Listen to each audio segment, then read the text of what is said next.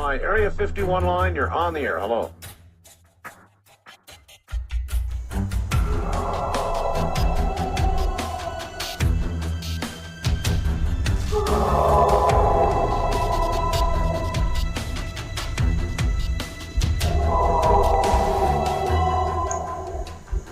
Welcome to the Blondes and Booze Paranormal Podcast, where what you've known as reality will be shattered by the truth. Krista and Brandy will lift the veil from your eyes, revealing what has either been hidden or denied you for eons.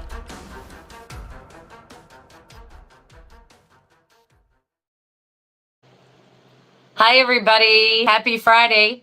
Hi. Well, Krista, you sure have changed. Yeah, I transformed into an Asian guy.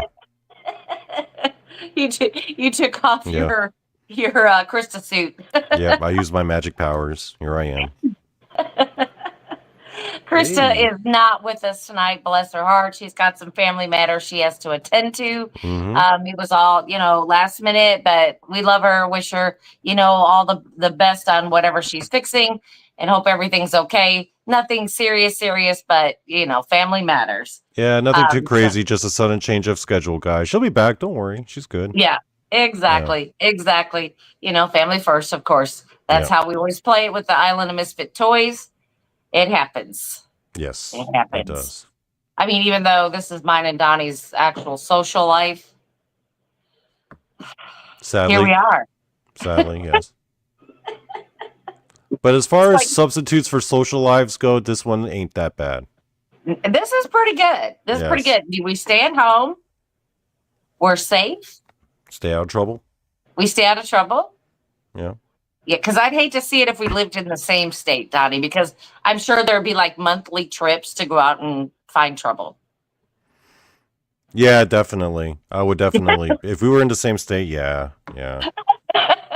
We'd definitely be going to find some trouble sometimes. Well, I know Donnie would be doing a whole lot of ghost hunting. I'm in Maryland, so the thing is, I'm not originally from Maryland. I just kind of moved here like later in life. Right. So I don't really know anyone here. So when I moved to Maryland, got involved in all this. I know. Hold on just a second. I want to say thank you, Mickey, for being a member for 11 months. And here's T-Bone, 12 months. It's Woo, T-Bone. woo. Love it. Love to see it. Nice. But I'm thinking, Donnie, that if we hung out, like if we were in the same state, I have a feeling that you would be a paranormal investigator pro by now. I feel that. Probably. Maybe. Yeah. I would at least have somewhere to go on the weekends. That's for sure. I know. I'd be like, hey, Donnie, I got this cool place to investigate. You want to go? I'd be like, yeah, let's go. Let's do it. Let's get crazy with it. I know. Exactly. But then again, like you're in the same state now with Krista and Paul, and that's what you guys are doing, right? You guys are going out there. Yes, that is what we're doing. Yeah. Like next weekend, I said this before on the show, but I'm super excited about it. We're going to Ray County Museum on Friday night, which, that's where the conference is being held, right there at the Eagleton Civic Center and the Ray County Museum, sitting next to each other. They're right there. So we're going to go over there. It's like our home away from home. So we're going to investigate there on Friday night. And then on Saturday night, I'm going to Glore Psychiatric Hospital. Where's that? That is in St. Joseph, Missouri. Mm. Yeah. I mean, y'all can look that up because it's supposed to be super, super haunted. First time? It's one of those places that it really has hauntings, but it's not advertised as much. People don't talk about this place as much. You've got the big names like Waverly Hills, Eloise. You've got all these other kind of places that they talk about, but you don't really hear about this place. So I'm super excited. It's going to be a new location. We talked about possibly going live, but I can't guarantee that I'll have cell phone signal or Wi-Fi or, anything like that. So, but I will definitely take some video. And if I catch some cool stuff, we'll have it on one of the shows. Definitely have it on one of the shows. And you said you're going there tomorrow? No, I am going there next Friday. I'm starting next Oh, 1 Friday, week and then from I'll today. be home on Sunday. Yeah, a week from today. Nice. I know. So I'm super excited. Man, I'm actually surprised this is your first time. I figured like all the really crazy haunted places in Missouri, you and Krista and Paul would have already checked out, right? Well, Hey. you. Thank you, Kelly. Thank you Thanks, so much. Kelly. Hold on, I'm trying to hit that. Okay. There are so many haunted places. Mhm. I don't have enough money to hit all these places. I need to win the Powerball, I think. And just buy everybody plane tickets and go, hey, meet me here. I think that's what I'm going to do. That's my bucket list to do it. I feel like my personal bucket list is to do an investigation where it's just us, the group. That would be so much fun. The shenanigans that would ensue. We have so much fun when we investigate. Yeah. That I think we hype ourselves up sometimes. So even like somebody just kicking a rock scares us.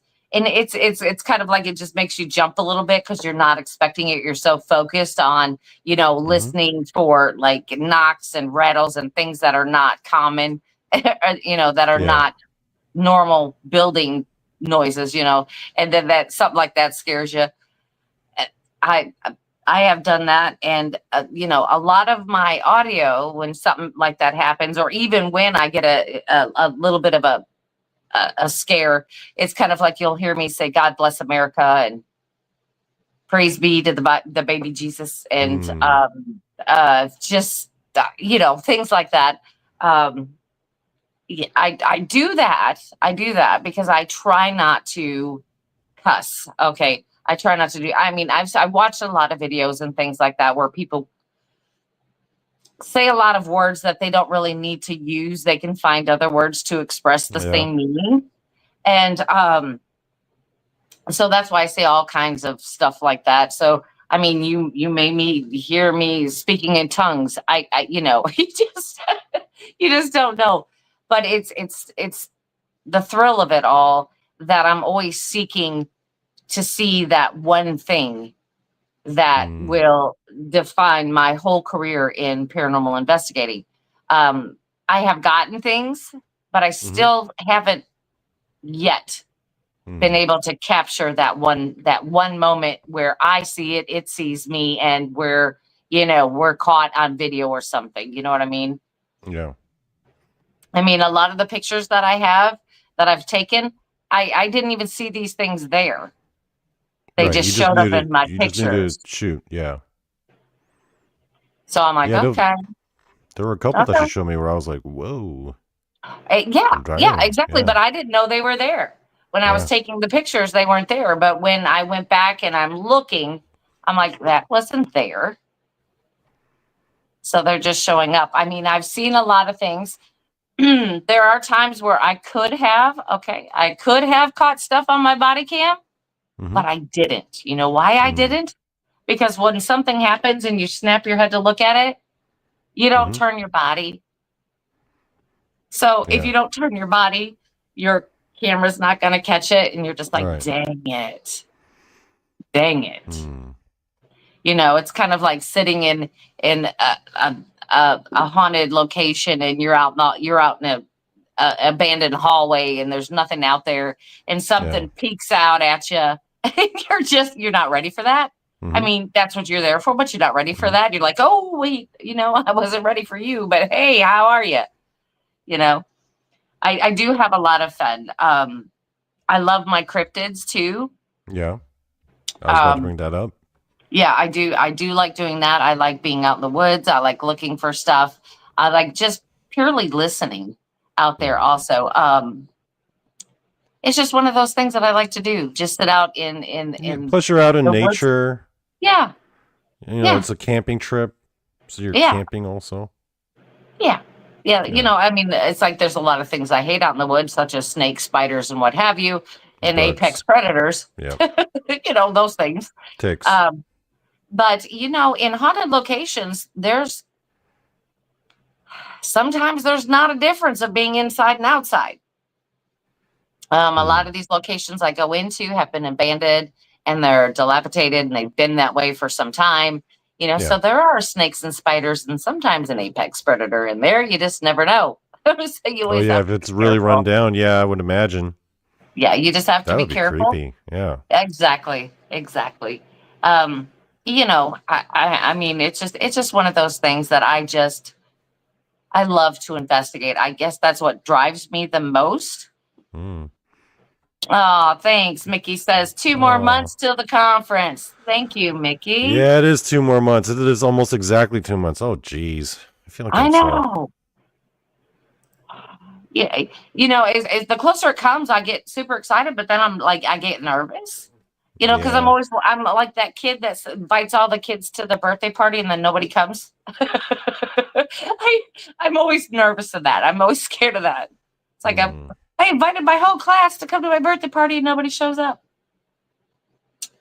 You know, but I have done that. I have done that for one of my friends. Their children invited their class to come to their birthday party and nobody showed up. Nobody RSVP'd. Yep. So I packed up myself and I drove over there and we had a party. Oh, dang. 5-year-old. Sorry for that kid. Yeah, 5-year-old, but we partayed. We went outside, did the squirt guns, water balloons, you know, chased each other around, played the kiddie pool. We had a great time. Just saying. Just had a great time. Everyone in the chat room is so obsessed with my dog, by the way. I know. He's just chilling, yeah. He's like Mr. Lion back there. Yep. You expect to hear like the Lion King, you know, theme going on back there. Hi, you know. He likes to stare out that door, look out for like deer and like squirrels and stuff. He's protecting you, Donny. Yeah. He's protecting you. Well, it's funny, and I have to tell on you in just a little bit. We'll be talking after the shows or whatever, and Donny will have to go use the restroom or whatever he does. And so Toby will get in his seat. Yeah, he'll take this chair. Yep. He'll just start taking the chair, and he'll start digging the chair, and then he'll sit down and then look at us for a second, and then he'll run off like, "Hey, here's my appearance, and I'm leaving." This is his chair. Every time I use this chair, he's just like, "What are you doing with my chair? Why are you taking it in front of the computer? Get up!" Not supposed to be there." Yeah. He's like, "Get up!" So he's super cute. I mean, you may think he's cute right now, but let me tell you, wait till the camera goes off and Donny gets up. Yeah, and then he takes over the chair. He's just waiting. Toby has no idea why I spend so much time in front of here, like talking so much. He's always looking at me like, "What are you doing? Who's he talking to?" Well, and then he hears us talking. Yeah, you know. Have we paid to anybody attention that calls his name? No, because I have earphones on, so none of the sound projects. He can't hear it. Yeah, he can't hear it. So he's like, who are you talking to? Yeah. So as far as Toby's concerned, I'm talking to the wall right now. Well, that's what I mean. Maybe one of these times you should just use your speakers and pull them out and let Toby hear everybody talk to him and see how he freaks out. He'll be like, "What? What's going on?" We'll have to try that some other time. Another little story. Okay, so we were on a show, and I'm going to say it was last week, or I think it was like 2 weeks ago. And I was talking about how everything was going quiet. Everything was super quiet, and I haven't had any ghostly activity happening lately. And I'm thinking, well, this is cool, you know. But what what I did notice? I'm not sleeping. Oh. Isn't that weird? When I have activity going on, I sleep. When I don't, I'm up all the time. It's like I go to sleep, I sleep for a little while and then I wake up. It's like I'm always expecting to hear something and then nothing's going on. I don't know what's happening with that. And then it was Krista and myself and Paul, and we had done a show, I think it was 2 weeks ago or last week or something. And we were talking about animals and all that good stuff. Well, after the show was over and we're all just sitting and just chatting a little bit before we got off. And then next thing you know, we hear a man go, "Hey." Paul and I both heard it clearly. And I heard it as if it were right here with me. Did you get Randy to isolate the sound, figure out which No, source I it's coming did from? not, because we were not recording. Oh, this was backstage. Yes, it was after Oh, the show as we were chit-chatting, and then yeah. all of a sudden it was like, hey, and we're like, Krista didn't hear it. Paul heard it. Mm. I heard it. He thought it was Krista's husband. Mm. And she's like, he's not even here. And like, there's not even a man who lives here in my house. Mm. And Paul says he was down in the basement and there's nobody down there with him. So I was like, what the hey? Just when I said, hey, nothing's going on, everything's good. Everything's good. And then what And happens? then that happens. Yeah. Yeah. And then that happened. And then I'm still not sleeping now because that's the only thing it did. So I don't get it. Somebody explain this to me. Maybe I'm just excited. I need to go on another investigation, Man. I don't know. And then, when you do the investigation, you're up. I mean, you're up for like 18 hours, if not 24 hours. That sometimes happens. Yeah.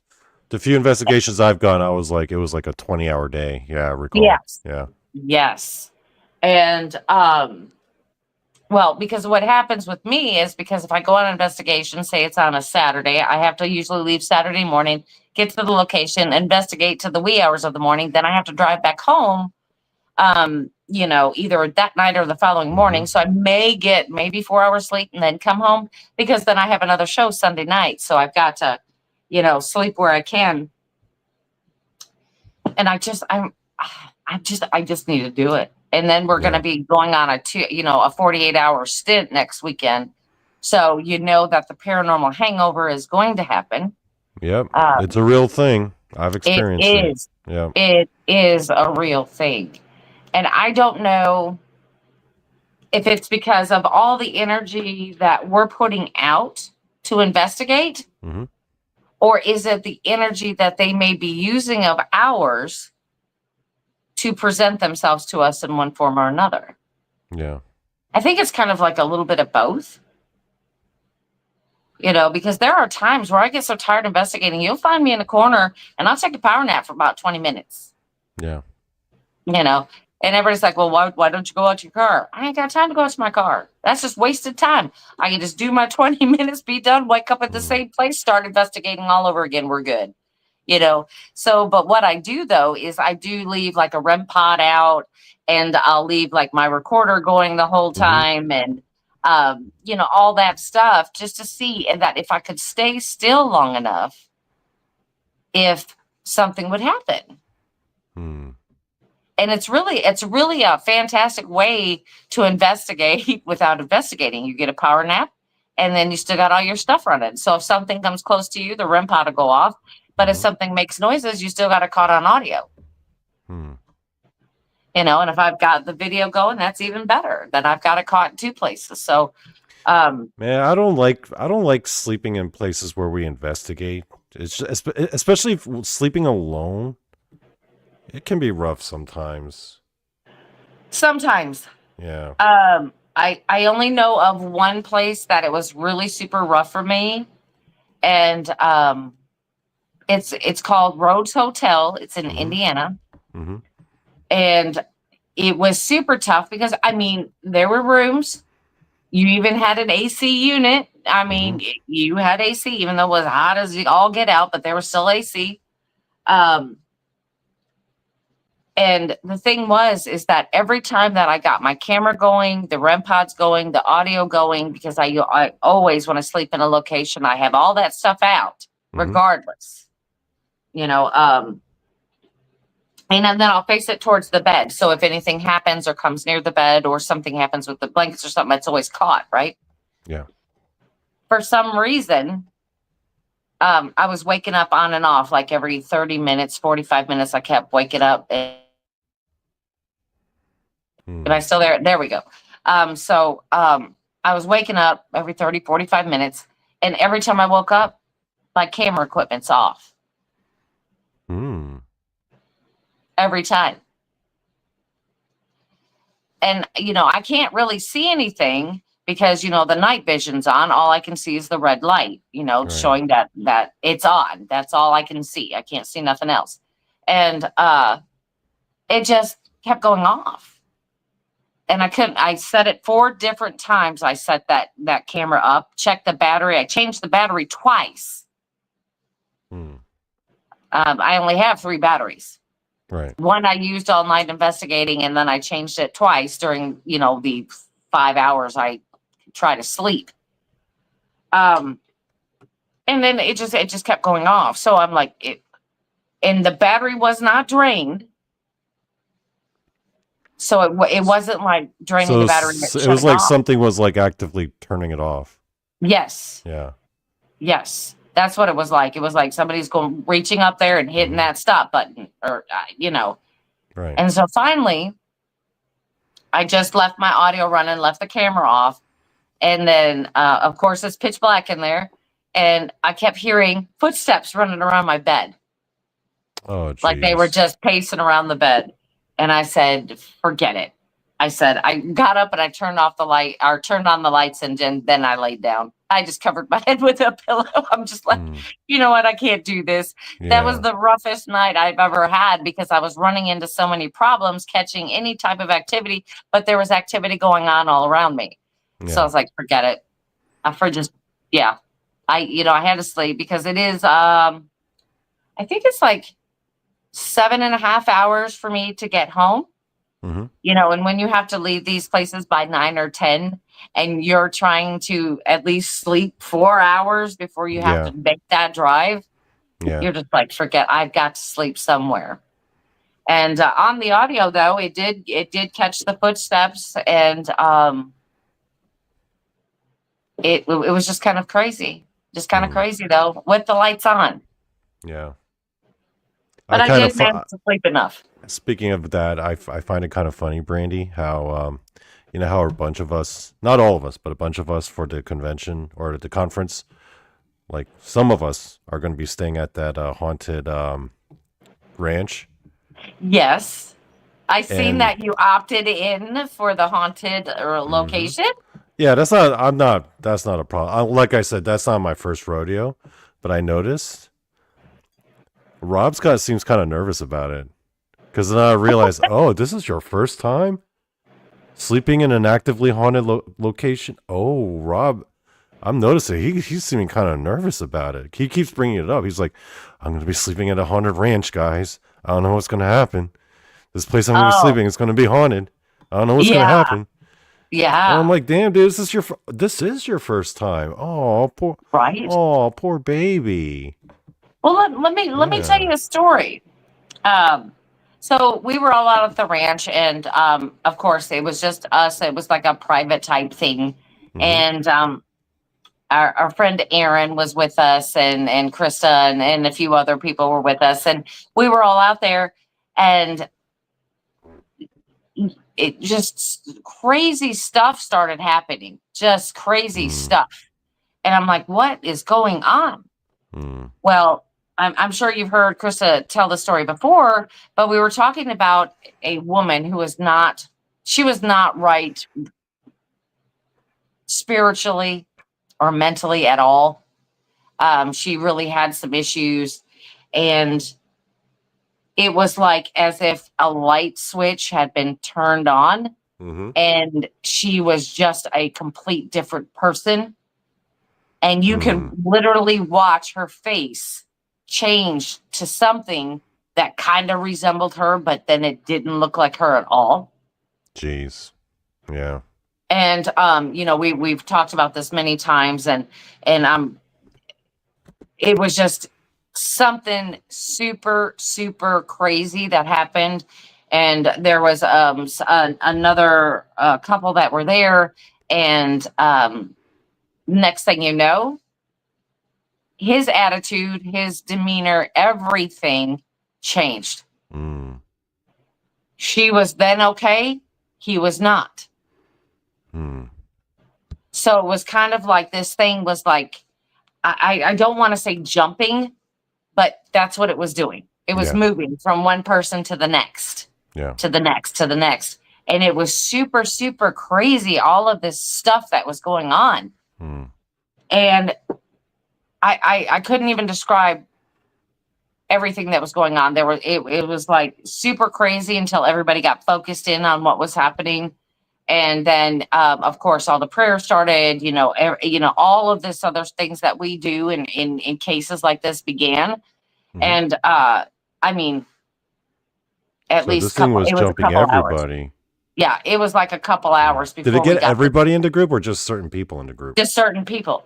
But it was certain people who had either health issues, spiritual or mental issues. You know what I'm saying? People who were not strong. Hey, it's Randy. Randy. People with weak chi, right? That's what we say. That's how we call it in Asia. There you go, with weak chi. That's a good weak way to chi put it. having people. Yes. Yeah. And it's not that they were bad people. It was just that. Yeah, you could get weak chi from like health issues. That doesn't mean you're a bad person. Yes, exactly. It means you shouldn't be investigating though if your chi's all all jacked up like that. And we say that a lot.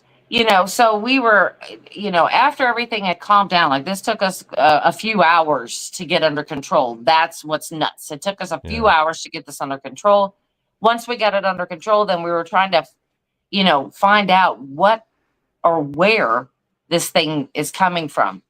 What was, where did it start? Da, da, da. Well, we traced it back to the one lady that just wasn't right. We think that she had actually brought that with her. She wasn't part of our group. She was actually a worker out there at the ranch. And, So we had to go out there. We had to do a cleansing. We had to do all kinds of stuff. And since then, they have moved off the property. It has been just a plain old, good old haunting after that. So it was something that she brought. It wasn't something that was there. That was just. I believe it was something very attached to her. Yeah, because she was, she wasn't a super bad person, but you could tell she just wasn't sound. Yeah, she had her chi was weak. Her karma was bad. Her whole chakra was messed up. Yeah. Yeah. So, like I said, I mean, that was the biggest thing. But ever since we did the cleansing and all of that, we're everything just went back to normal. You ever figure out what happened to that lady though afterwards? Did you get any follow up on that? No. She moved off. Who knows? Like I said, there's stuff that I really can't talk about, her personal situation. Right. And it may have it went with her. It probably did. It went with her. And since they, like I said, the management and all of that changed hands, those people are no longer on premises. Everything's just back to the way that I remember. Everything is it's just haunted. It cannot be haunted, this place. I mean, you've got battlefields and all kinds of stuff, Native American lands and just everything in this area. And it's a prime location. It's running right next to a river, and it's a beautiful place, but yet, there's a lot of tragic things that happen there. So I think that with our good energy, that is just going to be a super great conference, and to have our pre-party or the social night. I'm calling it the social night there. It's going to be excellent. It's going to be I could see why Rob would be a little bit apprehensive, but like I said, we did all the stuff that we needed to do out there, and it's all good. It's a feel-good place again. It's so funny that he's so nervous about it, though. It cracks me up. Yeah. Well, speaking of Rob, if anybody was interested, later on this evening, he said probably about 10:30, 11 Eastern, he's going to be on live. He's going to do some of his stories tonight. So turn on your notification bell if you haven't. So Bigfoot Michigan Rob will be on then. He didn't give me a great time because he said he's going to try to be home. at a certain time. He says he can't guarantee it. So about 10:30, 11-ish Eastern time, he'll be on. Barbara Mora, question. This is the place before the conference? Yeah. Yes. It happened. It happened a few years back, and like I said, it had to do with the person, not the place. Yeah, the place was not. The place didn't have that type of activity, that type of energy. Uh-oh. Yeah, that it didn't have that type of stuff going on in it. It was the person who brought it with them. So we had to cleanse the place after she left, cleanse the place and get rid of all that negative energy to get that all out of there. And like I said, it's a fantastic place. It's Randy. Hi, Randy. Hi. I was shamed into coming on. Yeah, I told her, I messaged Randy earlier. I told him, hey, get up here, man. Oh, yeah, come join on. us. Yeah, I was come just on, coming man. in and doing my likes, hitting the like button, doing my normal thing on all the shows I go through, and I hit the likes to make sure to get the stuff, and I hit the little heart button. I'm gonna do it again just out of spite over here. Yeah. Just cause. There we go. Yeah, because it helps the algorithms and everything. But how's everybody doing? No, Randy, you really have to hit that heart button like 1,000 times. See it like that. Hey, you see it? Everybody else at home can see that. I feel good about what I'm doing, and you got to keep calling me out on it now. Okay, I'm gonna go home. Oh wait, I ain't home. Never mind. Hey, Randy. So we're talking about paranormal investigations, and let me ask you, what was the most messed up thing you ever encountered on an investigation? Because you've been on a few yourself. The most messed up one. The most messed up one was any wild stories from investigations? Well, the most messed up one was one we always talk about at Hill House. When we did Hill House, our friend Bobby, when he got scratched there, that was probably the most messed up one. Now I've been on several that stuff's happened. Me and Brandy were on one at a bar where lots of stuff happened. Yeah. And Hill House had a lot of stuff happen. I was on the one that I talked about in Washington D.C. In that area where we had the issue with the closet door and stuff, and we had an actual. It was on an old style because this was in early 2000. This wasn't even in well, no, I take that back. I guess it's probably 2005 or so, 2005, 2006 time frame. And we had an old. I mean, it was a brick. It was a IR camera. It was a brick, and it had its own like 35 emitters. And I mean, when you look through it, and when you look at the video from it, it was literally light the entire room up.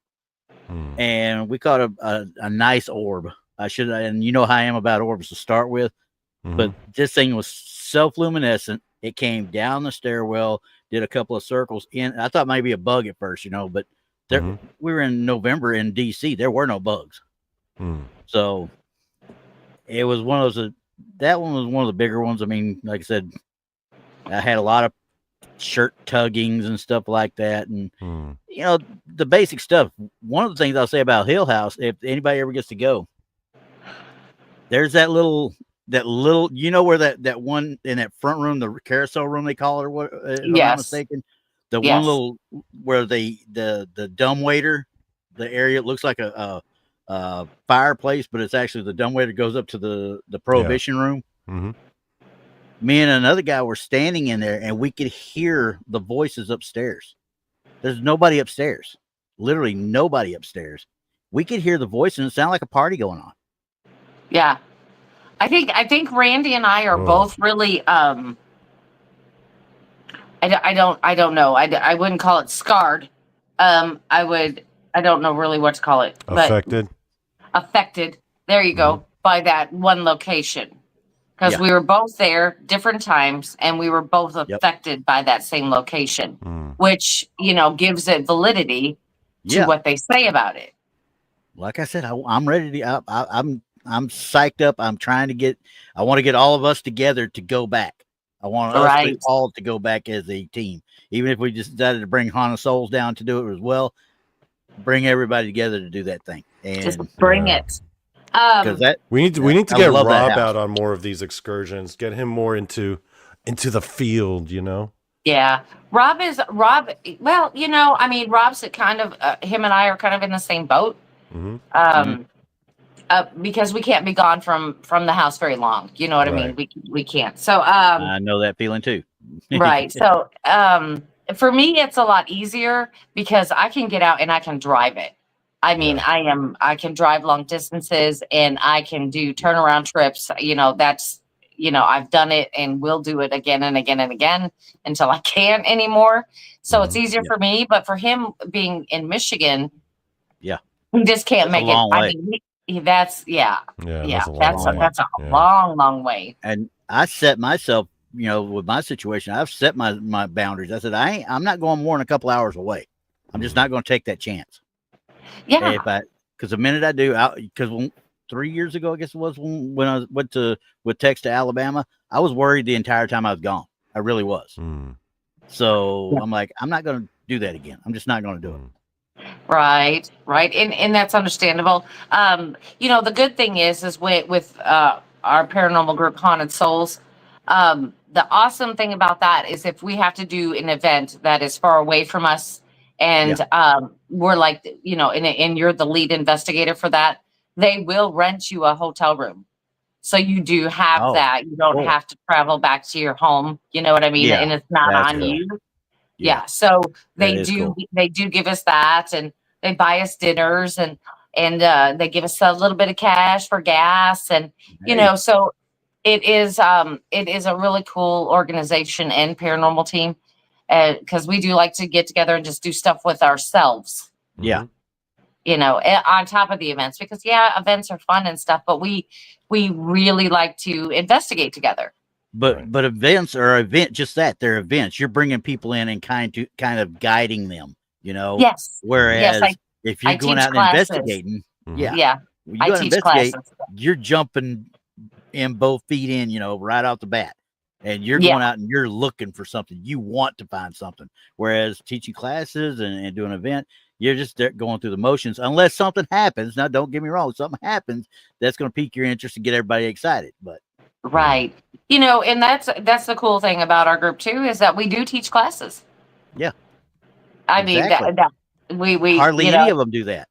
No, we teach classes, and especially what I do, which is basically dealing with senses and sounds and things like that. Yeah. I really charge up the area I'm in. Yeah. So sometimes I feel kind of sorry for whoever follows me in there, because sometimes I'm down there for like 2 to 3 hours just putting energy in it. And then other people go down there and they're in for a great surprise. Yeah. You just wound them up and ran off, didn't you? Oh, I did. And sometimes they'll ask me to come back and do it again for them, which is always, I love that, because it just makes me feel like, hey, people are listening to what I'm saying, and they're seeing that, I am not out there with all of this equipment. I am out there with basically just a few pieces of stuff and some noisemakers. I literally And just had something go through my brain right Right.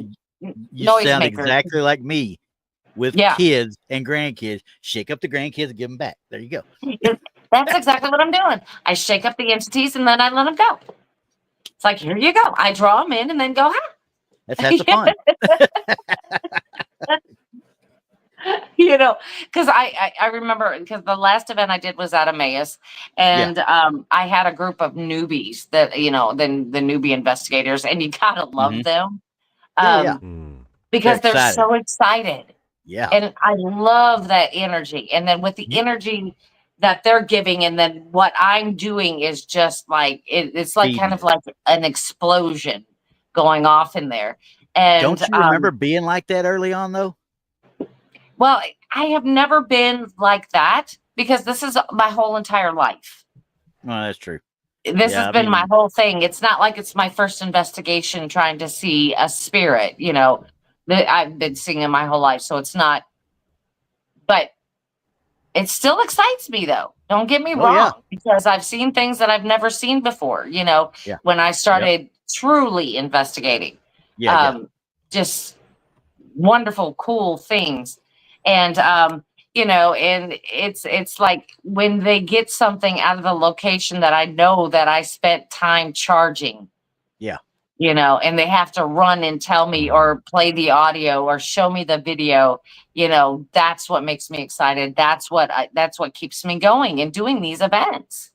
Yeah. It makes you sit back to the side and go, What I'm so about- proud. What about the I'm first so time? proud. What about the first time you went squatching? Randy hates that word, by the way. Oh, you ain't just kidding. Good God. He hates it. So of course I use it more often when he's around. You know, I mean, I was anxious. Yeah. I was very anxious to go out there because I did not know exactly. Again, Mhm. I had the basic knowledge, Mm-hmm. and I didn't know what to expect when I was out there. Mm. But you know, my first encounter that I had with Tex, Yeah. that was like okay, yeah, let's do it again. Mm. The second close encounter I had was, Let's not do yeah, that again. that was close, but okay, I'll do it again. You know what I mean? I will still keep striving. Yeah. To, you know, Yeah. to see more, to know more, to, you know, to find my little piece of the puzzle. You know what I mean? It's Yeah, just and- like that's just something that I want to continue to do throughout my lifetime until I can. And Yeah. as we always say, that's why we're teaching our kids. Randy's really good about it too. Teaching our kids how to investigate properly, Mhm. so we can bring Don't up freak. the next generation to keep going. Mm. That's the biggest thing I That's- teach any of them that are with me. Don't freak out, because you're going to hurt yourself before something else hurts you. Right. Yes. Don't run. Never do that. Oh my God. Yeah. Carry a I'll never- flashlight and you can walk quickly, but don't run. The Right. first season of Ghost Hunters, when they did Eastern State Penitentiary, and they're setting up those things, and those two guys come running out of there, and Jason Hall looked at him like, "Are you kidding me now? We look like complete and utter idiots because of what you two just did." Yep. Exactly. Yeah, Exactly. So I mean, I've seen a lot of things, and Donny and I were talking about that earlier, weren't we, Donny, about getting that little jump scare, you know, and that's what keeps bringing you back, though. Yeah, it's like the sayings, you know, I'll say, God bless America, or You bless the keep Lord, baby complete Jesus, or sense of whatever, yourself. Yeah, you know, okay. whatever comes out of my mouth, the speaking Yeah. in tongues and stuff like that. Yeah, I mean, that does happen, but I never run. Mm. I never run. It's only because, again, like you said, Randy, you can hurt yourself worse than anything that could possibly really happen to you at that Yeah. point. Right. Now, I've seen a lot of the shows. Obviously, we've all watched every show known to man on TV, obviously. Yep. Yes. And Yes. don't get me wrong, some of them early on, especially Ghost Hunters, they had some good stuff, you know. And Yes, that's they did. That And- first and- season was phenomenal. Yeah, but then they started. Makes you wonder how long it took them to do the first season to start with, to get all those different, you know, entity or different videos and such, and all the investigations they did and all that. That takes a long time. It takes a real long time to get that kind of stuff, because the stuff they were catching, you're talking about, once again, we were talking about before. That's 1 in 150, you know, shot that you'll actually see something like that. Yeah. But they were getting them, you know, of course, then you got production value starting to kick in. Once that starts happening, it's all she wrote. Because there was a couple early on Most Haunted out of England that were just unreal. They were cool, Yeah. but they always had the fear factor part of it, because that girl, Yvette Fielding, who was hosting it, she made everybody scared, because she's shrieking and the camera starts flying all over the place trying to figure out what's going on. Yeah. But it I was part of the jump scares, like we talked about before. Yeah. Kept people Yeah. coming back. I appreciated Ghost Hunters when they had Nick Groff on there. Yeah. I appreciated it then. After he left, I just Oh, kind wait, of lost. that's the He Who Must Not Be Named. Nick Groff was on that. He wasn't on Ghost Hunters. Or Ghost Adventures. I'm just gonna say Yeah. Ghost Adventures, and then I kind of lost interest in it. Yeah. After that, I mean, I still Yeah. watched it, but it was just kind of like it wasn't the same for me. It's a It joke. didn't hold the same. Yeah, it didn't hold the same value. And when it went from Taps to Ghost Hunters, Yeah. I didn't like that transition either. I preferred Taps. Yeah. You know, Because they were a group like us. They were like every other guys that were out there doing it. Yeah. You know what I mean? They're normal people. Yeah. And whatever transpired between Jason Hawes and Grant Wilson, I don't care. that's their beef. Let them be. Yeah, but I thought don't they were worked really well together. The first couple of seasons, it was very well. Yep. Very well done. But that's why I've gone to watching YouTubes and the videos on YouTubes, and especially about I get to meet investigative teams from all over the country. Oh yeah. And boy, I start watching their stuff and I'm like, oh my gosh, you guys, you got a gold mine. Yeah. And it's better than anything on Discovery Plus, AMC, just by a long shot. Yeah. Anything because it's real. It's real and it's raw. It's not overproduced. It's not stuff being done to it.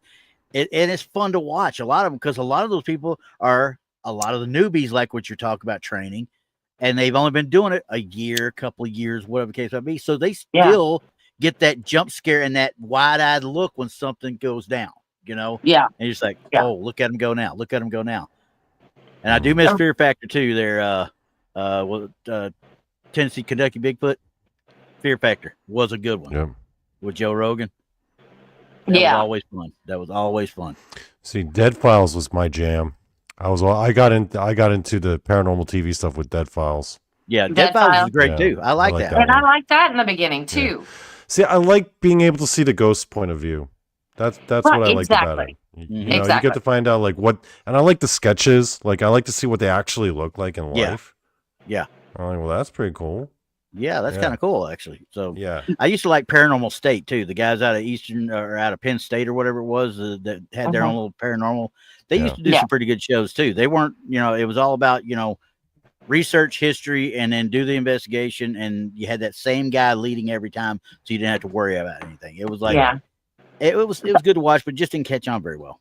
Yeah, I mean that's what I like to go see. I'm going to we've talked about that, but the Glore Psychiatric Hospital. I'm going there next weekend.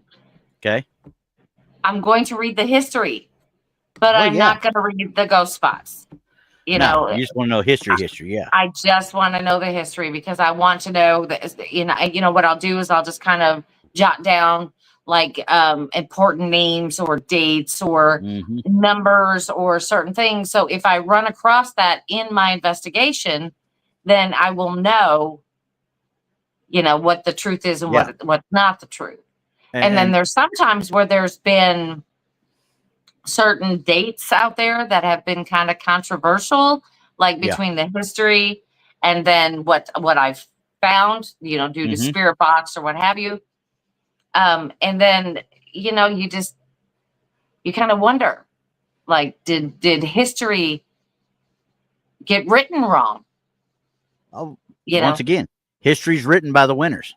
Just remember that. Yeah, exactly. I mean, was it written wrong? Could it be something else? Like, for one instance, I was reading up on a certain location and it gave the death date of somebody, right? Yeah. Yep. So I, was doing spirit box, and then I kept getting this date, Well, come to find out that whoever wrote up the whole thing on the history of that place was wrong. It was the death date of a certain person, this guy who actually haunted the place. And we looked up on a Google search of where his plot was, what cemetery he was buried in. And we looked at his headstone. The date I was getting was on his headstone. Not what was written. Amy's yelling at me for some reason. I don't know why. Yeah, but like I said, the date I kept getting over the spirit box was what was on his headstone and not what was written in the history. Yeah. Yep. So there was a discrepancy, and then so I had to call the lady, and now this was a place in Illinois, and I called the lady and I said, "Hey, this is what the date I've got. I've looked up the headstone. This is it, but this is what you've got written." And she said, "That is a typo." So they ended up fixing it. Easy. Yeah. Yeah. I mean, Yeah, because that would have thrown because people off. they It said really that would have. she said that their tour guides are given a sheet of paper, and they have to memorize all the stuff in the history and stuff. So when they're giving the tours, they can just give the history on the place. Well, the typo on the paper that was given by the tours was wrong. So I said, well, see, there you go. The dead will tell you the truth sometimes. Sometimes, especially if it was something important. Yeah, there's one Rain. Rain was the same way. He's like, he used to enjoy the dead files as well. And I'm with him because the police officer / the retired FBI guy, Steve DeShavi. Yeah, I love that guy. Yeah, he straight to the point. You know what I mean? Yeah. He was never beat around the bush about nothing. Now the other one that Rain said something about, this one, Paranormal caught on camera. Now I watch that sometimes. Yeah, that's fun. The only reason I watch that really is because I got a chance of getting something for the show on Sunday. I'm watching it. I just got to figure out where to go get it at. Yeah, I don't watch TV anymore. I don't even know why I'm paying for my satellite anymore. It's just kind of like useless and a waste. I'm paying for mine because I got two 80-year-olds that can barely work that DVR down there, much less streaming. I don't want to even think about them trying to stream. I cut the cord decades ago. I don't pay for cable. I just have streaming.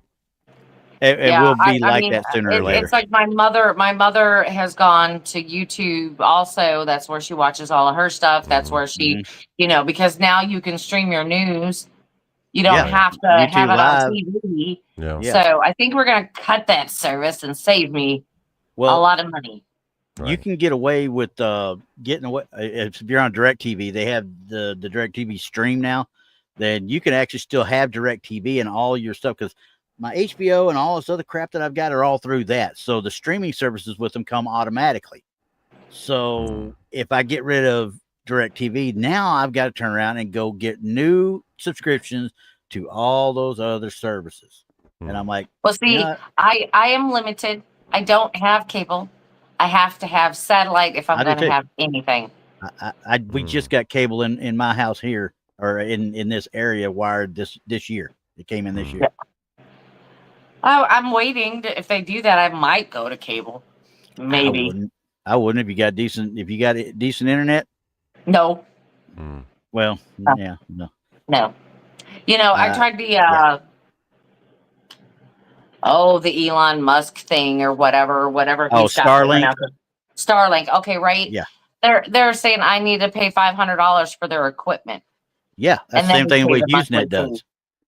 Yeah. Yeah, and I've got Usenet and it doesn't work. So I don't know. Sorry, guys. If you can think of something that can work in my area, email me. It's blondesandbooze@gmail.com. And I'm talking to all the big satellite companies out there.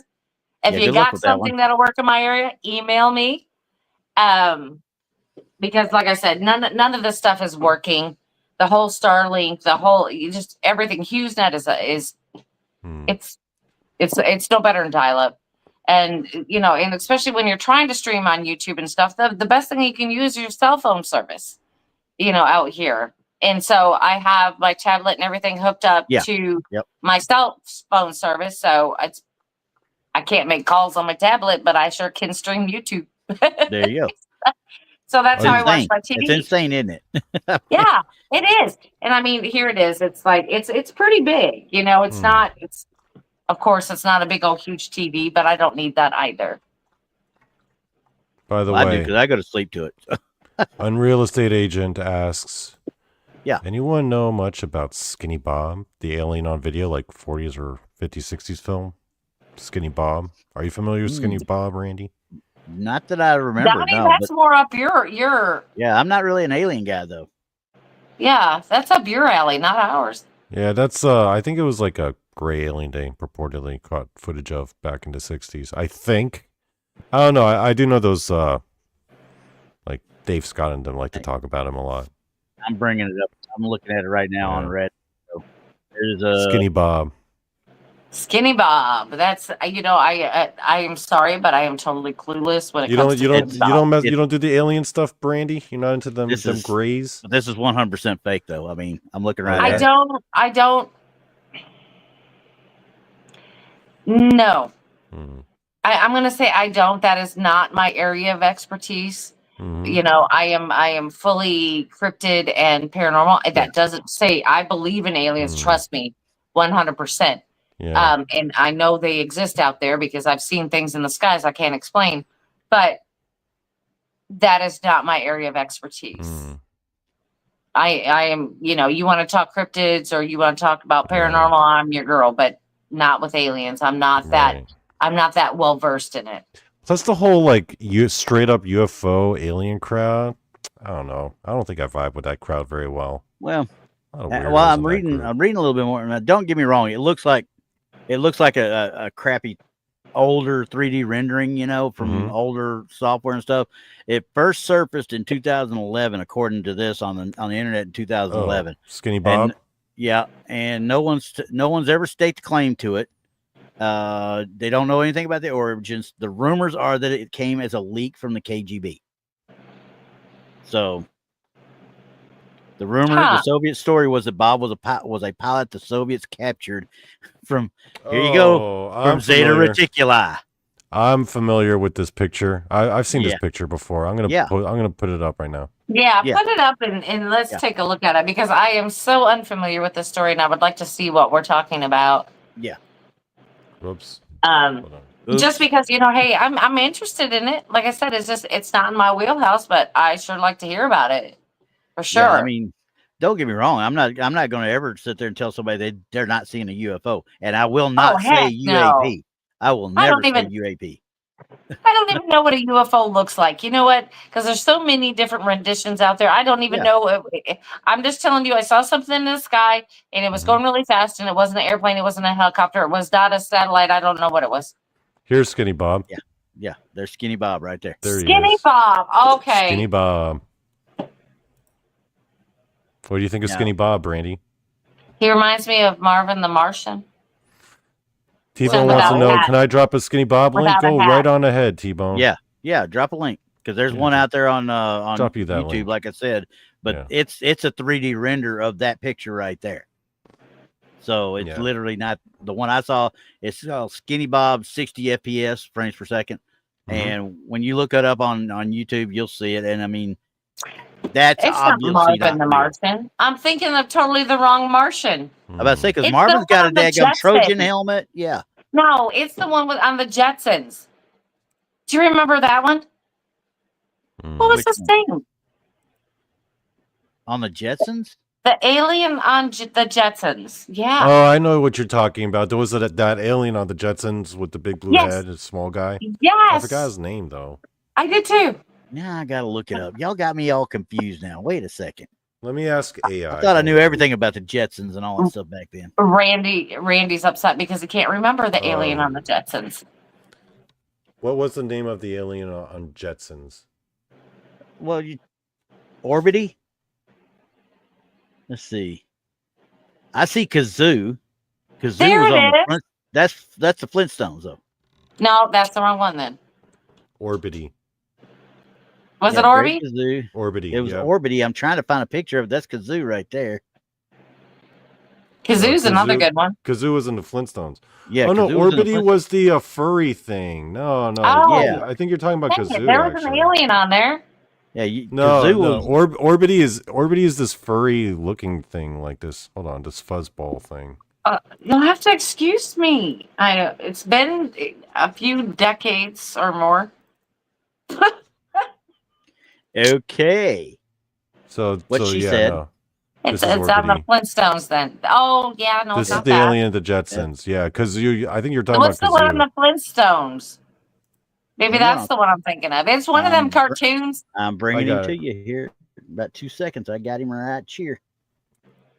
Because that's one of my favorites actually. Because every time Kazoo was on, I knew somebody's going to get called Dum Dum.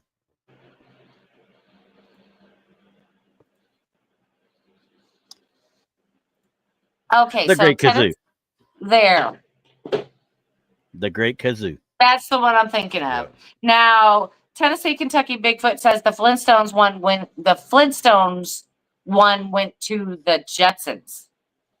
Yeah, they did crossovers. Yeah. They did several crossovers actually. Yeah. Ding, ding, ding, ding. That was fun. Okay. I remember watching that. Yeah. There you go. which one was it? The Jetsons went back in time. No, I think they one switched. time. They switched, and the Jetsons were like all into Stone Age. But Yeah. then they were loving it because it was everything was so simple. And Yeah. See, okay. So it's okay. really cool. All right, we'll talk about cartoons later. That's another show. Okay, let's talk about cartoons later. I know. Yeah, that's a rabbit hole. Yeah, when you're talking about what alien that and what cartoon, and yeah, that's pretty bad. Yeah, that's pretty bad. I know, but we did go off on a tangent kind of before about Bigfoot. Yeah, we were going to talk about that because you've had your experiences. Donnie, I don't think you've had any experiences as far as Bigfoot goes, right? No, I've never had. I did start the first national organization for slaying Bigfoot, but other than that, no. Well, yeah, but they did. I mean, he's totally on the dog man camp. Yeah, I don't care about that. I started the church. I don't care about that. Yeah, no dog man, no dog man. For those of you who don't know, listening, Randy definitely prefers Bigfoot over dog man. Oh, 100%. Absolutely. Yeah. 100%. Absolutely. Which, he's actually real. Oh, he went there. Oh, he went. He did. Shots fired, everyone. Shots fired. He did go there. Yeah.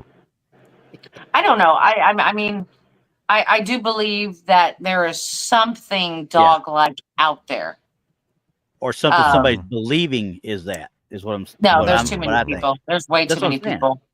I'm saying that they're seeing it, but as they're seeing it, I think they're seeing it in a different way than what it actually is. You know what I mean? Because they're not seeing it full force during the day that I've ever heard. Have you heard of anybody full force during the day look up and see an actual dog man staring them in the face? Yes. I just can't.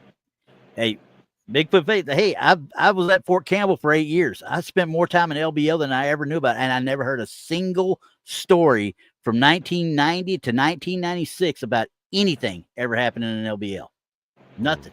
That's what I kept telling y'all when everybody told me about it the first time. I was like, do you know how many nights I stayed out in LBL by myself? Out in the LBL by yourself? How are you still alive, Randy? How are you still in one piece? I questioned myself. When people were telling me about it. Well, we were kind of drunk. I had a couple people with me, but we're usually drunk. Oh. So he wasn't looking for anything like that. He wasn't traipsing really through the woods. He was traipsing himself down to the water to fish. Don't let him lie. Yeah, Dogman probably came across. Dogman probably came across Randy one day, just took one look at him, and was like, "Nah." And said, "Nah." Just kept that's probably poison. We don't want to mess with him. Exactly. It's like, ooh, he's stinky. Yeah, honestly. But honestly, I mean, I don't discount anybody's had any stuff out there because I do believe there's something out there. I just don't know if it's actually of the physical realm per se. I think there's more spiritual activity out in that area than there is anything. I believe that. I never once had an issue where I felt like I don't need to go into this part of the woods. Hey, I don't need to go down this road. Nothing ever did that to me for LBL. You know what I mean? I never got that sense. Yeah, the whole spiritual thing is when they turned the two rivers to the two lakes. Yes. That right there was a big whammy, for that whole area. How many graveyards do they wipe out? Oh, just tons. Honestly. I mean, they're underwater. And little towns. The city of Birmingham is underwater. Exactly.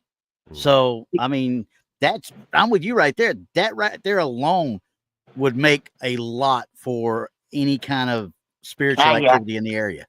Yeah, because I wouldn't call it a town. It's a town. It's not a city. Let's rephrase that. Yeah. They're all towns in that area. It's a town. Yeah. And in the river, as they say. Right. And I mean, when the water's low, like say during the wintertime, you can take a boat out there and you can see some of the stuff that's still under there. Oh yeah. Including part of the graveyard, and the headstones are above water. So I mean, the place has its own water's down factor. Yeah, it has its own creep factor. But I mean, you've got all that water and all that energy with the water, but you've got to understand of all the ore that is still in the ground out there. They didn't mine it all out. It's still in the ground out there. And the hematite. The hematite is super crazy because it is like everywhere. You look, You can just look down and find a piece of hematite. Yeah, it's everywhere. It's just literally everywhere. T-Bone just said, speaking of Skinny Bob, I'll throw it out there for you. They're doing a show tonight. There you go. Got it. Who? Social Dig with Mr. Rob G. Hmm. They're doing one on Skinny Bob at 12:20 tonight. So Well, there you go. they can go see all the Skinny Bob they want. I will be in bed. Knock the hell out. All right. I will be in bed sleeping. I will, because I get to sleep in tomorrow. So I'm going to try to get some rest at some Good point. luck with that. I know. You know what time I was awake this morning originally? Thanks to dogs, that is. 2 a.m. Oh, well, I get up at 2:30 on a normal, Randy. You're not making me cry here. Exactly. But my dogs woke me up, and then I was awake at 4 o'clock anyway. Oh. Uh-oh. Donnie's looking up something. Yeah. I don't know what he's doing. You can almost tell when Donnie's looking up something because he leans back and he goes to the side. Yep. And then he starts, oh, hey, my ghost. Hi. And then I whoop up something good. And then he whips up something good. Yeah, oh, no. But, I mean. No music, right? No, that's okay, my show, I have to say that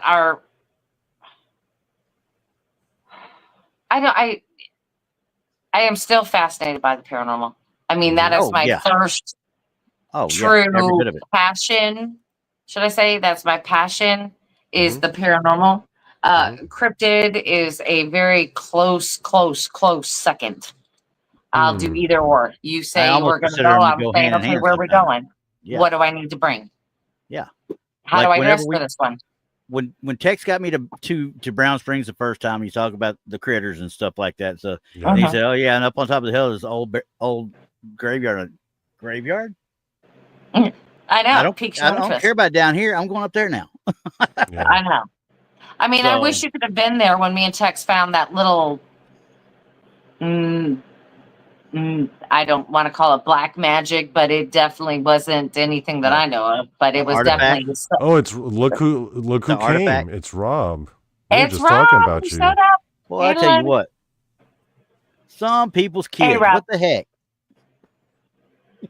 Right. But I wish you would have been there for that. I mean, because it was some type of witch activity. Yeah. Well, there's a coven of witches up in that area. I already know that. Oh, absolutely. Absolutely. I already know they're up there. But I don't know if I consider them black or not. Black magic or not. Because there's been other things up there that don't lean that way. You know what I mean? I'm just going to say occult activity. I mean, that's okay. That's that might be something a little bit different then. Yeah. Because it wasn't something normal. There's one spot in that cemetery up there, and I'm going to delve into it a little bit here. But when you get up there, you know how you got the row of tombstones as you're coming up, and it kind of goes along the edge of the crest of the hill right there. And then as you go further back, you've got this one concrete slab that's right in the middle of everything. Yeah. And it's got a step down in front, almost like at one point it was like a mausoleum / Yes. You know where I'm talking about? Yes. And it's That's where I always got the best feelings, I guess you might say, because I never got any tangible EMF or K2 hits up there at all. No. But when you step onto that and you realize what you're standing on, I want to say it's probably some sort of I don't want to say mausoleum because then I don't know what happened to the actual bodies that were in it, but more of a shrine type thing. It had some sort of structure on it at one point. Yeah. It makes me wonder what was on it. And I'm like, this can't be a collapsed one, and this is the top of it. I wouldn't think. No. You can definitely tell that somebody's been up there and scraping on it and stuff like that and digging into that concrete and I putting don't know stuff why. on there. So you can't really read what was the original part of it. But thank you, Rob. Thanks, Rob. There has been, and I've seen plenty where there have been graves put in and they've had just a cement top put on top of it. Yeah. Yeah. And that may be what it was. I mean, a statue could have sat there at one point and was taken down when the hog farmer put his pigs up there. You know what I mean? Could have been. I mean, it could have been a 'Cause whole lot of things. I mean, I wish I knew what had that's been a up good there. 12 by 12 square up there, you know, so that's a good sized little area. Yeah.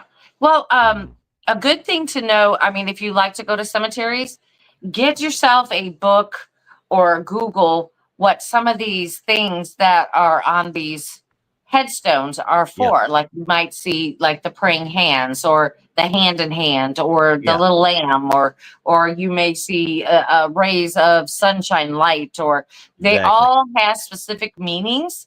And get yourself a book where you can look because it's just like absolutely fantastic when you figure out what all the meanings are behind this.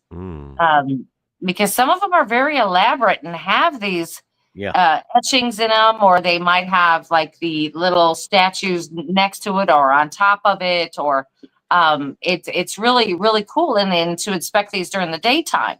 Because I mean, I don't find cemeteries creepy. Yeah, I don't either. I really don't. Most generally, there are a few that I find a little creepy. That one I found a little creepy because it's up in the middle of a daggum woods and it's going over the crest of a hill, essentially. Yeah. Right. The only reason why I like to get up there is because you can get on the edge of that cemetery and get out in that tree line, so I can see that. And that's why I really like that. I mean, I like that location because you got that little bit of a clearing. Once you go up and you can go to the right, and there's that's not the cemetery over there. That's on the left. Yeah. So you can go to the right, and you've got that opening there where you can see through the tree line. And the same thing on the backside of that cemetery, you can see through the tree line, which that's where I had my sighting, is right through those trees. Yeah. And that's where I like to get through because that, you know, those woods are dense up there. You're not getting through them easily. Yeah. Another thing when you talk about those older cemeteries, the coins.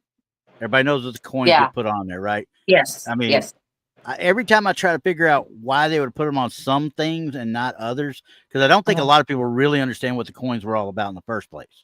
Depends on your religion, honestly. Well, and I always did it. I say I always did it, but the coin thing was actually kind of rooted in the military side of it, because you know, a penny. I'm reading this now because I have to remind myself of it. The penny indicates a simple visit to the grave. A nickel signifies a visitor and the deceased trained together at boot camp. The dime means they served together. The deceased and the visitor served together. Quarter suggests that the visitor was with the service member when they died. That's supposedly the way they're supposed to go. Now, I think a lot of people. What? I want to say it. I can't remember, but is it Jewish or where they would leave something at the gravesite? I can't remember. Do we have any people in chat who are Jewish who may know what I'm talking about? Like I said, it's. Yeah, I'm trying to look right now. I'm trying to see if I can see anything. Yeah, as well. Because I've been to actually Catholic cemeteries where there have been coins. And it didn't show it was a military vet at all. No, a military member. And then I've been it's just people paying respects, honestly. Yeah. And then I've been to just regular cemeteries where it had been like, say, thank you, Keith. Thank you so much. Welcome to the Booze Club, everybody. Congratulations on your membership. But there was some place, and I want to say, okay, so there was the Jesuit, Land Between the Lakes, the Jesuit church that's up there way back in, that has no business being back there. Don't know why it's back there, right? It's just there. And there were coins on some of the headstones. And they weren't old. They were new. Yeah, and that's what I'm saying. I honestly think that people think it's a way to signify that they visited that grave. You know what I mean? Not even thinking about what it actually really was. Well, they just had a coin. They left it there for pay Because I respects to thought the that deceased. like one was one that like you visited, like you might have been an acquaintance, and the nickel was a friend, and a Yeah, dime was a close relative, and then the quarter was like spouse or children, or yeah, it's something like that. And and I that would mean, we be that could, would kind of coincide with the military side. I mean, the closer you were to that person, the yeah, higher it went. You know what I mean? right. Well, And those thank were you, stones. Diane. 7 months for Diane. Woo Yeah, woo. and that was the Jewish put stones on the their graves. And I'm looking through here to try and figure out Pebbles or why. stones. Thank you, because I Yeah, knew it was something, and I was like, man, what was that? I couldn't remember what it was exactly. let's see. But I'll look into that, Randy, because the next time that I'm out at the LBL, I'll make sure that I drive Yeah, the 20 miles out to that church and find out exactly, what's going out there. but Because I'm somebody's going to do it in maintaining the it middle of the still, right? night. Huh? Yeah, somebody's still maintaining the place, right? I guess. I don't know. I'm There's asking. I somebody really out don't there know. doing it. Yeah, There's so many people who go out and visit this thing, and I'm like, okay, okay. It's hey, like it'll fit maybe about 15, 20 people in it max at one well, time. what I'm gonna do is I'm gonna send you a banjo to carry with you, and I want you right out. I Right? want you right out there going. Yeah, because I went out there with Craig Ogles, and it's the flipping middle of the night. It's like 2:30 in the morning, and you run up on this church. Yeah, There are no lights, ladies and gentlemen. There's no lights inside. no, There's no lights outside. It's pitch black in the middle of the woods, in the middle of nowhere. yeah. No lights at all. So we're just trying to find flashlights just to see, because you can't see nothing out there. It's pitch black, Oh no, especially if you don't have with a the good moon. canopy You over know the what I top mean? of you, and with the Yeah, canopy over top of you, you're in the woods. You see nothing. you see nothing. Yeah, And then and it's got, like I said, and it's got the little side yard there with the yeah, graves in it. And then if you walk around back of it, it's like there's a gate yeah. that takes you down a pathway. And see, that's further up in late LBL from down around the Fort Campbell area. It's well up into the upper It's area. well, like I said, the 20 miles that Yeah, it took to get out there.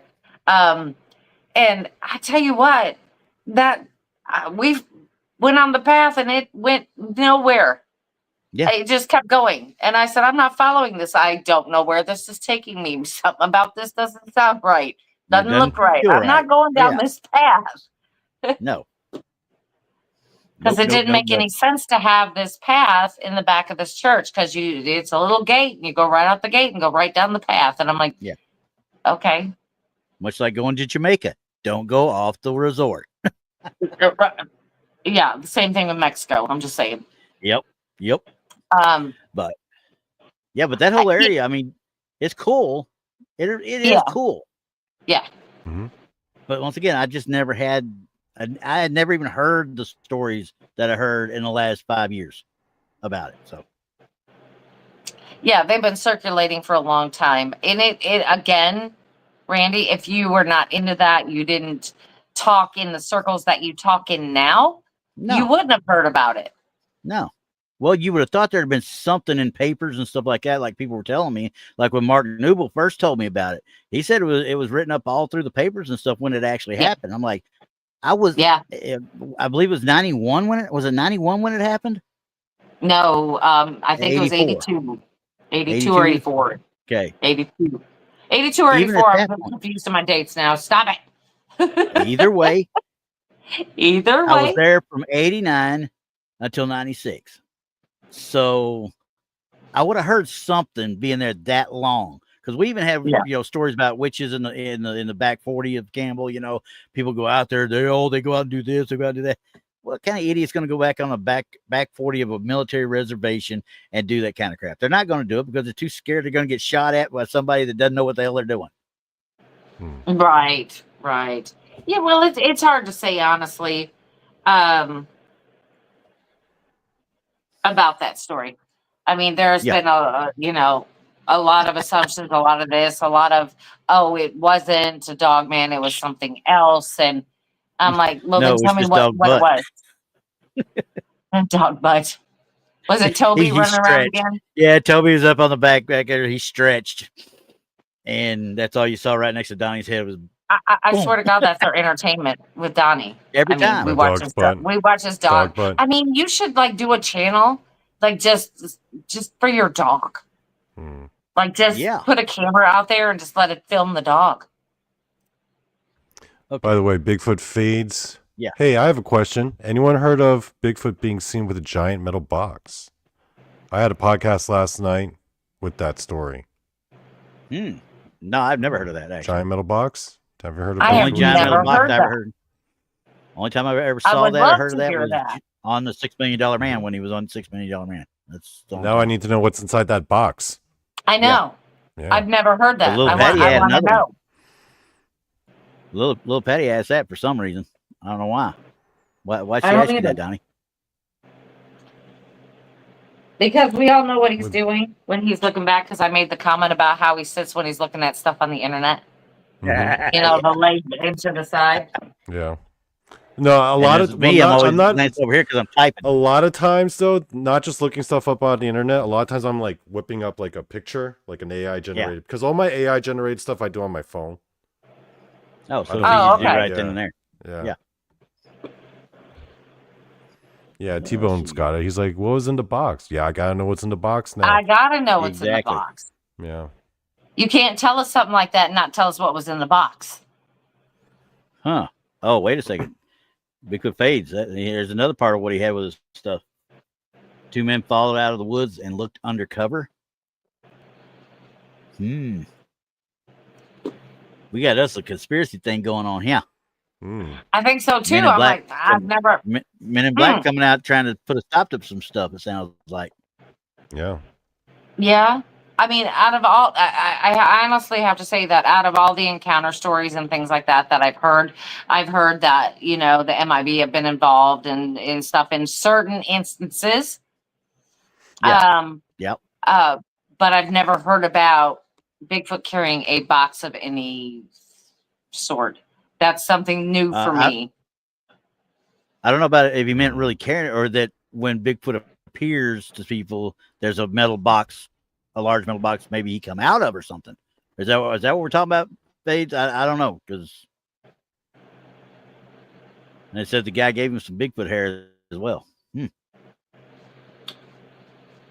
So You better hold on to those and figure out where you can send them. And then once you find a reputable person who can do the DNA, that's the you one. know, you gotta find the right person to do it, and then and make sure you keep some hair back too. Don't give it all away. Yeah, keep some for yourself. Want to have some So, backup. Got to have some backup. yeah, exactly. Because there are a few reputable places that will do it, but it's usually when you've got connections. And then if you don't have connections, it's going to cost you an arm and a leg. Yeah, that ain't no dang lie there. Yeah, but I always thought about this was funny. If if I ever run into Bigfoot again, I'm just going to swab his mouth and go, "Excuse me, I'm going to send this to Ancestry.com and see what they send me." Can you imagine? Crap! I'm on 23andMe. What the hell? My brother actually did that, so I actually know the result of my 23andMe because my brother did it.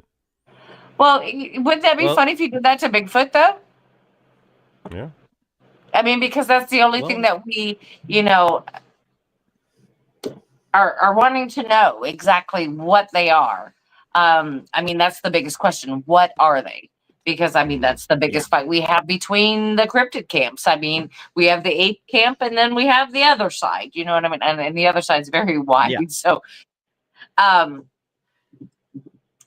mean, why would we just ship it off to Ancestry.com or 23andMe or whatever? And I'm sure we could figure out if it has any human DNA. I mean, definitely figure that out. Oh, it's Mr. Bowden. Oh, the moment that DNA hits the system, you will alert the powers that be, and your evidence goes bye-bye. Oh man, well, not my DNA, but my brother's DNA already hit that system. Oh no. Well, you know what? Then I'll Mine get hit 2 the swabs. system in 1989. Right. That's what they do when you first go in the military. Yeah. All right. So according to what Brian says, and thank you, Brian, very much. The DNA sample would go bye-bye. So I'll 2 have to get pops. 2 swabs. Hey, So thanks. I'll have to at least be in close quarters for 10 seconds.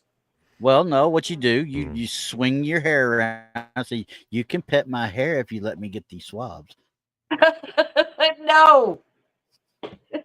He'd be fixated with blonde. Right. You know, it would just be like, okay, that's like, okay. Oh, all right. That's all I need. Thanks. Bye.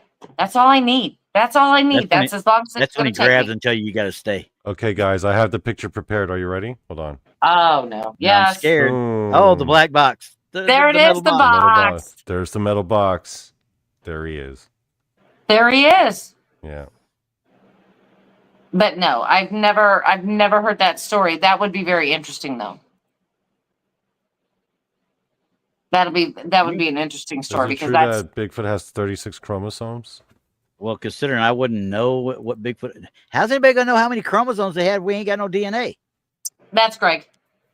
I thought we did have their DNA. There's all these people claiming that we actually got their DNA. Once again, Ah. just because We we're don't have paranoid. their DNA. Yeah, We just 'cause don't we're have the paranoid. result.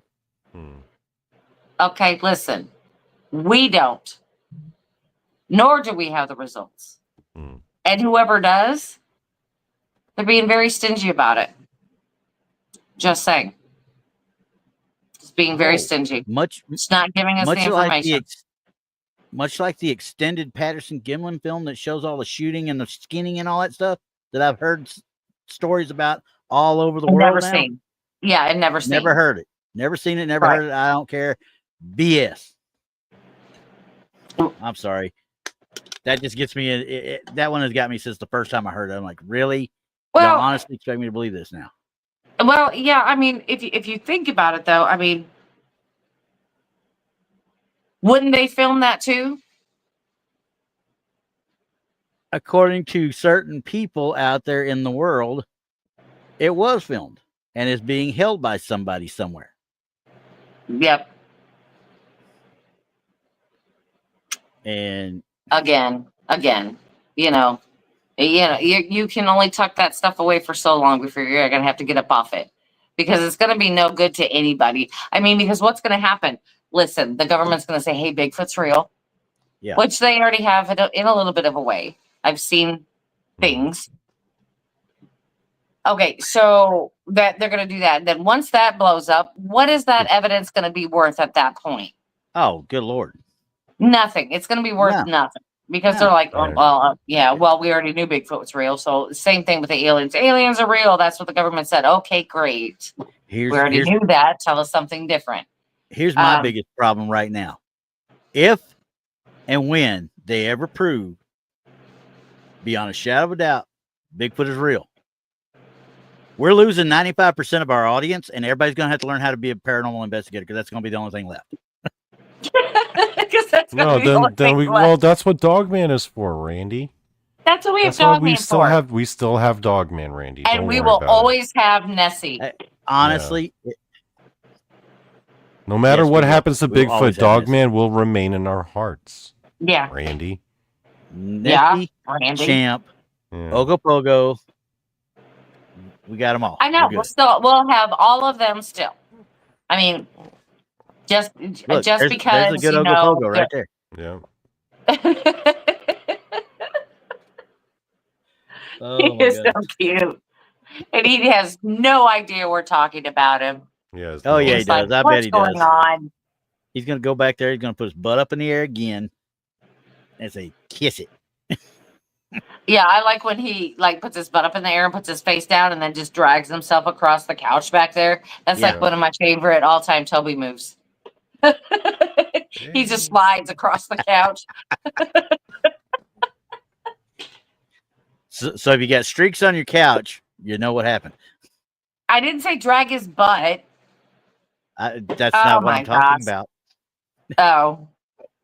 Okay. Anyway, You stepped into that. but we have reached the end of the show. Thank you, Randy, for ending it on that note. You're welcome. Thanks, you guys for coming on with me tonight. You know, Donnie, what you got for tomorrow night, or is it still a secret? I know it's good. No, I already know what it is. No, it's definitely planned, but it's gonna be a wild one. Okay, I know it's gonna be a good one. I already know what it's about. And I can't even give it the shout out to the person that would probably really like that one. Mm-hmm. And I can't even do that because then that would give it away. So we can't even do that. Yep. So tune into Donnie Cho tomorrow night at 8:30 p.m. That is that's Eastern, correct? 8:30 Central, 9:30 Eastern. 9:30 Eastern. Okay. Yep.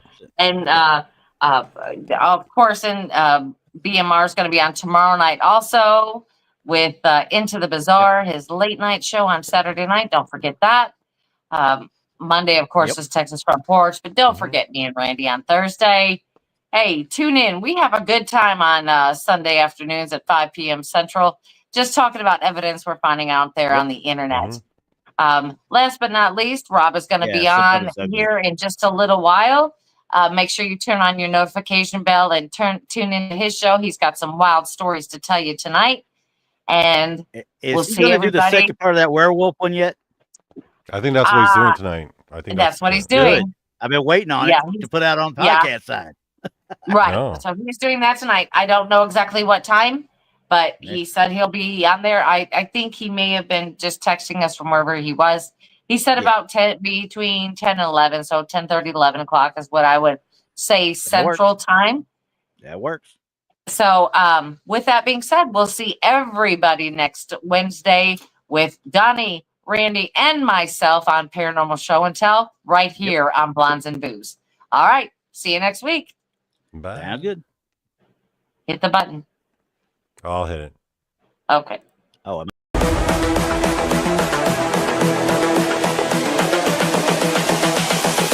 This is the future.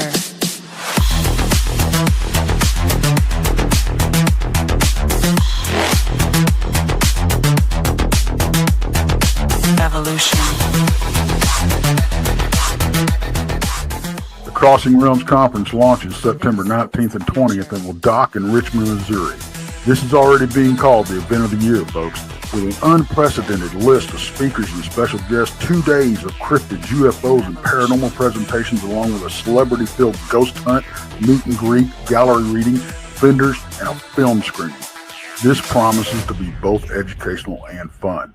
Go to Eventbrite.com to secure your tickets and vendor slots before they are all abducted. They're going fast.